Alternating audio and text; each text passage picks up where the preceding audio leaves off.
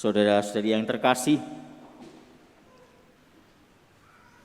di tempat asal saya sampai hari ini yang namanya pasar kampung itu tidak buka setiap hari.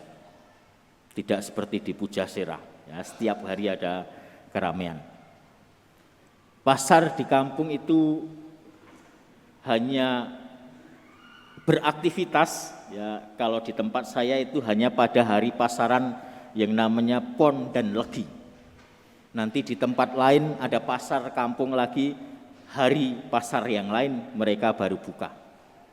Nah, pasar ini fungsinya bukan hanya menjadi tempat berjual beli, orang menjual dan yang lain membeli, tetapi ini menjadi area perjumpaan publik, di mana segala informasi itu berputar di sana. Apalagi ya, itu menarik orang dari berbagai tempat sehingga kabar di satu tempat itu bisa tersampaikan melalui aktivitas di pasar itu. Nah, fungsi pasar yang seperti ini kira-kira sama dengan peran sumur di sebuah kampung pada masa tertentu dan di tempat tertentu. Di sebuah desa di Afrika ada sebuah desa yang masih sangat terpencil dan sangat terbatas fasilitasnya. Salah satunya fasilitas untuk kebutuhan air mereka sehari-hari itu hanya ada sebuah sumur untuk menghidupi satu kampung. Sehingga warga di situ ketika mereka memerlukan air harus datang berkumpul di situ, mengambil air di situ.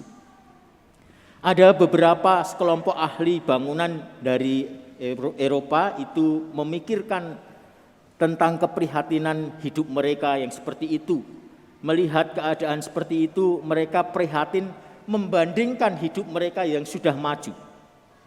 Lalu berpikirlah mereka untuk melakukan sesuatu untuk warga desa itu.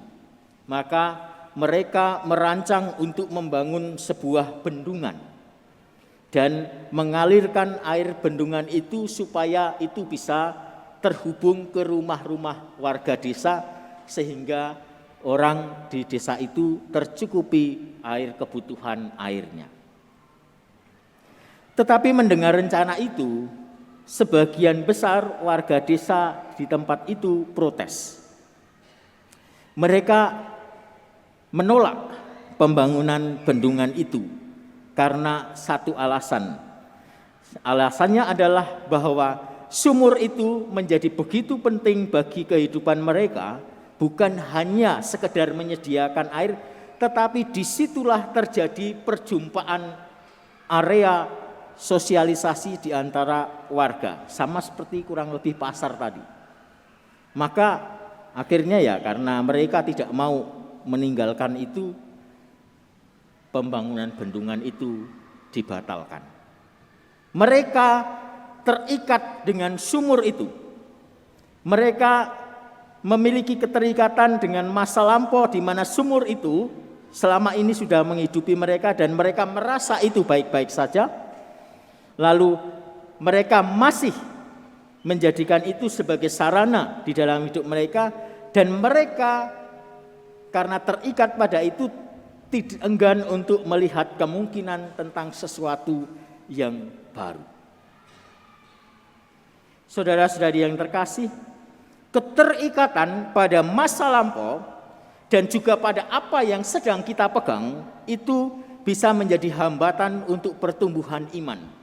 Dan itu yang dialami oleh bangsa Israel. Bangsa Israel ini sudah dibimbing dengan bantuan dengan pimpinan Musa keluar dari perbudakan di Mesir. Mereka dibebaskan dari segala situasi yang selama ini menyiksa mereka sebagai budak.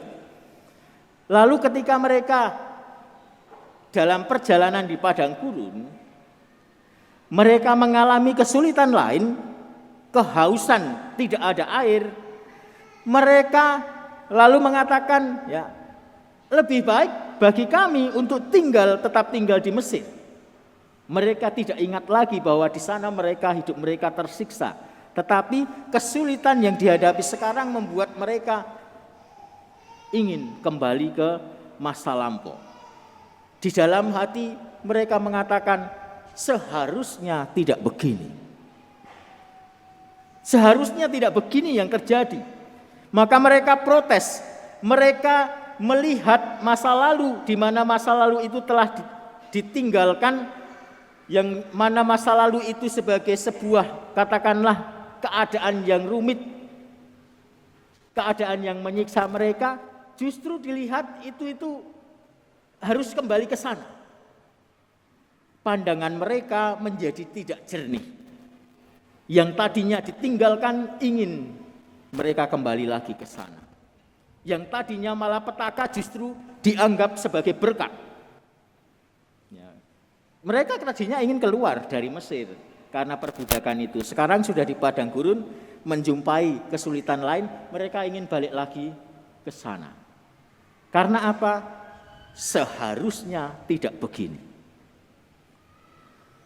Kata seharusnya tidak begini atau tidak begitu, itu juga mungkin ada di dalam diri perempuan Samaria yang hari ini kita dengarkan kisahnya.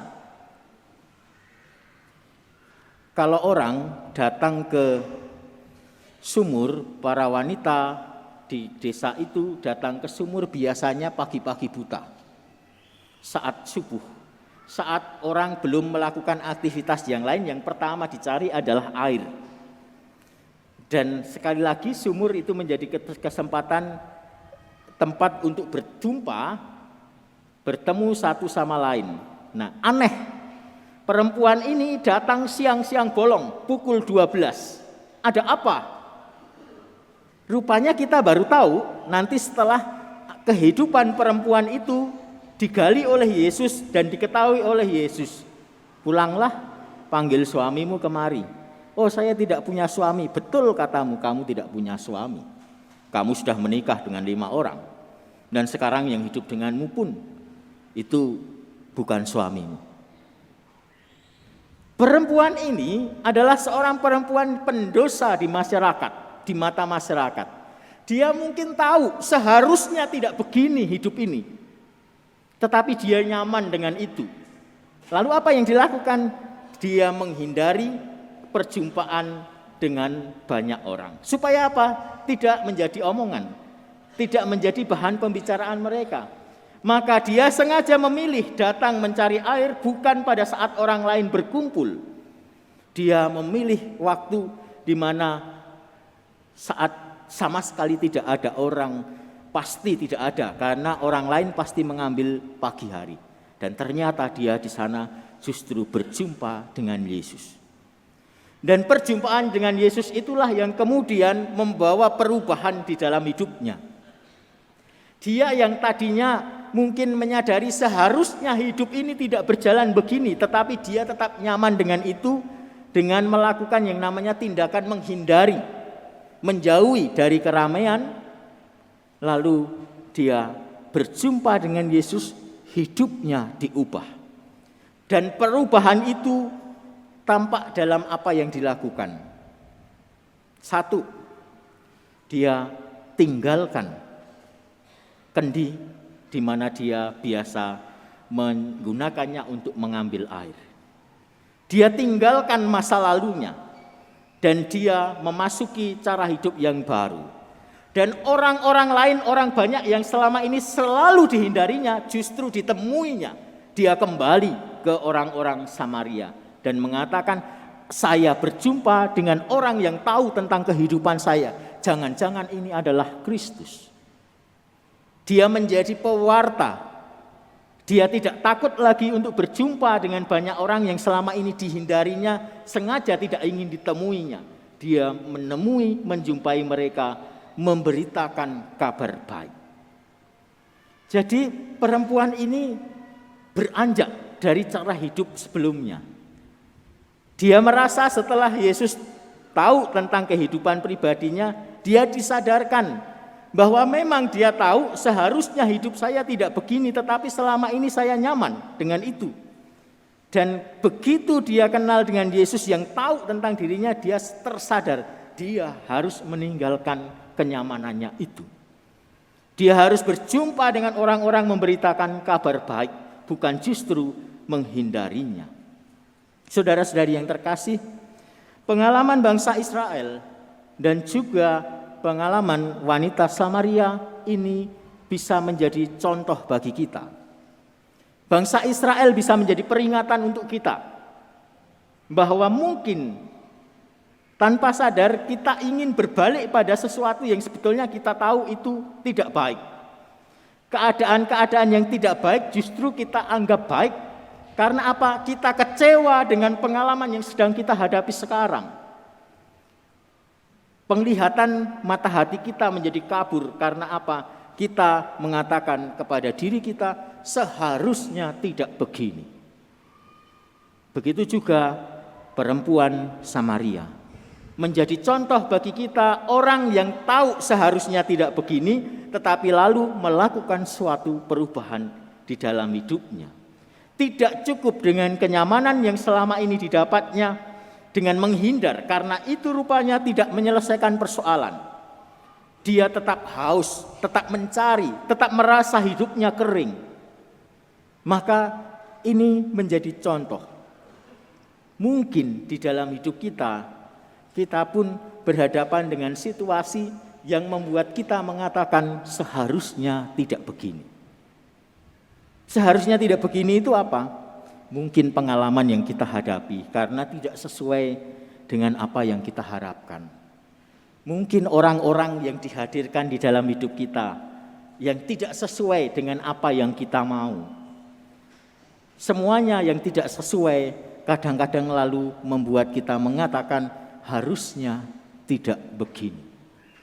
Tetapi kita diundang untuk tidak terjebak pada kata-kata itu dan bahkan merasa nyaman dengan melakukan tindakan penghindaran seperti yang dilakukan oleh perempuan Samaria sebelum berjumpa dengan Yesus.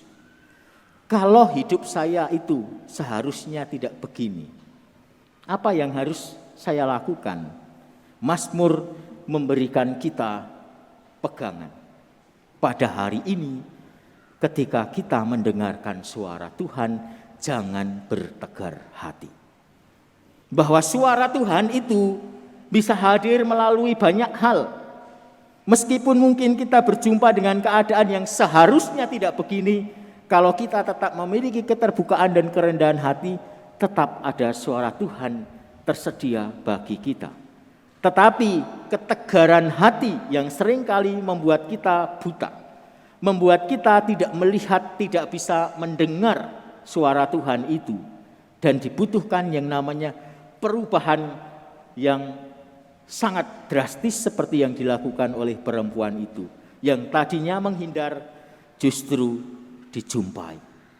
Saudara-saudari yang terkasih, mari kita mohon rahmat supaya pengalaman apapun yang terjadi di dalam hidup kita yang kadang-kadang mungkin membuat kita merasa bahwa hidup kita ini kering. Kita merindukan sesuatu, kita mencari-cari, dan lalu bahkan ketika kita sudah mengupayakan banyak hal, mungkin kita berhadapan dengan situasi tanpa ada harapan, kita diundang untuk bisa mengarahkan diri pada air hidup sejati, yaitu Yesus sendiri. Dan itu bisa menjadi nyata di dalam diri kita ketika ada kesediaan kita untuk menyadari mungkin selama ini ada sesuatu yang kita hindari.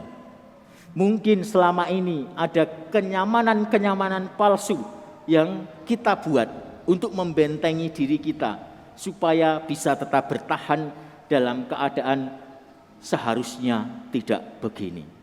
Mari kita mohon rahmat itu sehingga perjalanan retret kita masa Prapaskah ini sungguh menjadi perjalanan yang bermakna bagi kita. Kita hening sejenak.